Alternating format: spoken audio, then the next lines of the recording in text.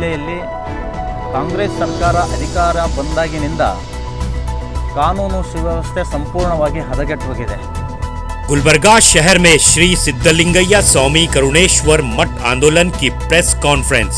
श्री सिद्धलिंगैया स्वामी ने कहा कि जब से कर्नाटका में कांग्रेस की हुकूमत आई है तब से कर्नाटका में कानून नाम की शय बाकी नहीं है। शनिचर की रात बीजेपी कायद मणिकांत राठौड़ पर जो जानलेवा हमला किया गया था, अभी तक गुलबर्गा पुलिस ने किसी भी मुजरिम को गिरफ्तार नहीं किया गया है। आंदोलन स्वामी ने गुलबर्गा पुलिस को खुली चेतावनी दी है कि अगर 24 घंटों के अंदर मुजरिमीन को अरेस्ट नहीं किया गया तो राम सेना बड़े पैमाने पर एहतजाज शुरू करेगी। कर्नाटका के मौजूदा बीजेपी के रियासती सदर BY विजेंद्रा ने भी आज मैसूर में प्रेस कॉन्फ्रेंस के दौरान बीजेपी लीडर मणिकांत राठौड़ पर हुए जानलेवा हमले का जिक्र किया और कर्नाटका की कांग्रेस हुकूमत को लताड़ा। Bureau report Atraf TV Urdu news. Kalaburagi ಜಿಲ್ಲೆಯಲ್ಲಿ ಕಾಂಗ್ರೆಸ್ ಸರ್ಕಾರ ಅಧಿಕಾರ ಬಂದಾಗಿನಿಂದ ಕಾನೂನು ಸುವ್ಯವಸ್ಥೆ ಸಂಪೂರ್ಣವಾಗಿ ಹದಗೆಟ್ಟು ಹೋಗಿದೆ.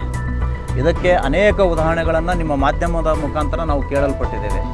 ಬಸವಣ್ಣನವರ ಭಾವಚಿತ್ರಕ್ಕೆ ಅವಮಾನ, ಕರುಣೇಶ್ವರ, ಶ್ರೀರಾಮ, ಆಂಜನೇಯನ ಭಾವಚಿತ್ರಕ್ಕೆ ಅವಮಾನ ಆಗುವುದನ್ನು ನಾವೆಲ್ಲರೂ ಕೂಡ ಓದ್ತಾ ಇದ್ದೀವಿ. ತೀರಾ ಇತ್ತೀಚೆಗೆ ಅಂದರೆ ನಿನ್ನೆ ಬೆಳಗಿನ ಜಾವ BJPಯ ಮುಖಂಡ ಮಣಿಕಂಠ್ ರಾಠೋಡ್ ಅವರ ಮೇಲೆ ಕೆಲ ರಣಹೇಡಿಗಳು ಮಾರಣಾಂತಿಕವಾಗಿ ಹಲ್ಲೆಯನ್ನು ಮಾಡಿದ್ದು ಶ್ರೀರಾಮ ಸೇನೆ ಉಗ್ರವಾಗಿ ಖಂಡಿಸ್ತಾ ಇದೆ. ಪ್ರಜಾಪ್ರಭುತ್ವ ಅನ್ನುವಂಥದ್ದು ಕಲಬುರಗಿ ಜಿಲ್ಲೆಯಲ್ಲಿ ನೆಲಕಚ್ಚಿದೆ. ಇಲ್ಲೇನಿದ್ರೂ ಗುಂಡಾ ಪ್ರಭುತ್ವ ಸ್ಥಾಪನೆ ಆಗ್ತಾ ಇದೆ. ಉದಾಹರಣೆಗೆ ಹಾಡು ಹಗಲೇ ನಮ್ಮನ್ನು ಕೂಡ ಬೆದರಿಸುವಂತಹ ಕೆಲಸ ಆಗ್ತಾ ಇದೆ. ರಕ್ತಪಾತದ ಮಾತುಗಳನ್ನಾಡ್ತಾ ಇದ್ದಾರೆ. ಆದರೆ ಇನ್ನೊಂದು ವರ್ಗ ದಲಿತ ಸೇನೆ ಅಂದ್ಕೊಂಡು ಹೆಸರಿಟ್ಕೊಂಡಂತಹ ಕೆಲ ನೇತಾರರು ನಮ್ಮಲ್ಲಿ ಟಿಪ್ಪು ಖಡ್ಗ ಇದೆ ಅಂತ ಹೇಳ್ತಾರೆ. ಅವ್ರ ಮೇಲೆ ಯಾವುದೂ ಕೇಸಿಲ್ಲ. ಪೊಲೀಸ್ ಇಲಾಖೆಗೆ ವಾಚಾಮಗೋಚರವಾಗಿ ಬೈತಾರೆ. ಪೊಲೀಸ್ ಇಲಾಖೆಯ ಅಧಿಕಾರಿಯ ಜಾತಿಯನ್ನು ಕೂಡ ಅವರು ಬಿಡೋದಿಲ್ಲ. ಅವ್ರ ಮೇಲೆ ಯಾವುದೂ ಕ್ರಮ ಆಗ್ತಾ ಇಲ್ಲ. ಆದರೆ ಹಿಂದೂ ಹೋರಾಟಗಾರರನ್ನು ಗುರಿಯಾಗಿಸಿಕೊಂಡು ಈ ರೀತಿಯಾದಂತಹ FIRಗಳು ಮಾಡ್ಬೋದು, ಹಲ್ಲೆ ಮಾಡುವಂಥ ಕೆಲಸ ಸಂಪೂರ್ಣವಾಗಿ ಇದು ಬಹಳ ಗಂಭೀರ ಪರಿಸ್ಥಿತಿಯನ್ನು ಎದುರಿಸುವಂತಹದ್ದು ಈ ಕಲಬುರಗಿ ಜಿಲ್ಲೆಯಲ್ಲಿ ನಾವು ಕಾಣ್ತಾ ಇದ್ದೀವಿ. ತಕ್ಷಣವೇ ಸರ್ಕಾರ ಇದಕ್ಕೆ ಕಡಿವಾಣ ಹಾಕಬೇಕು.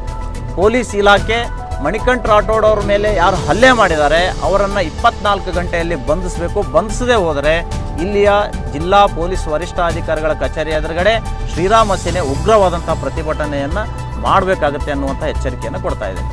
ತಪ್ಪು ತಿಳ್ಕೊಬೇಡಿ ಮಾತನಾಡ್ತೇನೆ ಅಂತೇಳಿ ಗುಂಡಾಗರ್ದಿಗೂ ಇವ್ರಿಗೂ ಏನು ವ್ಯತ್ಯಾಸ ಇಲ್ಲ. ಆ ರೀತಿ ಚಟುವಟಿಕೆಗಳು ಗುಲ್ಬರ್ಗಾ ಜಿಲ್ಲೆಯಲ್ಲಿ ಶುರುವಾಗಿದೆ. ಅದು ಅಕ್ಕಪಕ್ಕ ಜಿಲ್ಲೆ ಇಡೀ ರಾಜ್ಯಕ್ಕೆ ವ್ಯಾಪಿಸುತ್ತದೆ ಬರುವಂತ ದಿನಗಳಲ್ಲಿ. ಮೊನ್ನೆಯ ದಿನ ನಮ್ಮ ಕಾರ್ಯಕರ್ತ ಕಳೆದ ವಿಧಾನಸಭಾ ಚುನಾವಣೆಯಲ್ಲಿ ಸ್ಪರ್ಧೆ ಮಾಡಿ ಸ್ವಲ್ಪ ಅಂತರದಲ್ಲಿ ಸೋತಿರ್ತಕ್ಕಂಥವ್ರು ಮಣಿಕಂಠ್ ರಾಠೋಡ್. ಅರೆ, ಚುನಾವಣೆಯಲ್ಲಿ ಸೋಲು ಗೆಲುವು ಎಲ್ಲವೂ ಕೂಡ ಸಹಜ. ಅದು ಸಚಿವರಾಗಿರ್ತಕ್ಕಂಥವ್ರು ಎಲ್ಲರನ್ನು ಕೂಡ ಸರಿಸಮಾನವಾಗಿ ಕಾಣ್ತಕ್ಕಂಥ ಒಬ್ಬ ಸಚಿವರು ಮಧ್ಯರಾತ್ರಿ 1-1:30 ಅವನ ಮೇಲೆ ಮಾರಣಾಂತಿಕ ಹಲ್ಲೆಯನ್ನ ಮಾಡಿ ಕಾಂಗ್ರೆಸ್ ಕಾರ್ಯಕರ್ತರು ಅನ್ನೋದಕ್ಕಿಂತ ಹೆಚ್ಚಾಗಿ ರಾಜಕೀಯ ಪುಡಾರಿಗಳನ್ನ ಅವ್ರ ಮೈ ಮೇಲೆ ಬಿಟ್ಟು ಹಲ್ಲೆ ಮಾಡಿದ್ದಾರೆ. ಘಟನೆ ಇದು. ಅಂದ್ರೆ ಅಧಿಕಾರದ ದರ್ಪದಿಂದ ಏನ್ ಮಾಡಿದ್ರು ನಡೀತದೆ ಅಂತಕ್ಕಂಥ ಸಚಿವರ ಕಾರ್ಯವೈಖರಿ.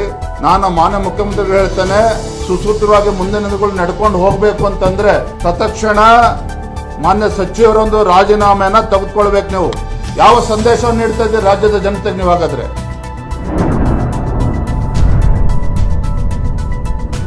अतराफ टीवी, हर बात सच के साथ।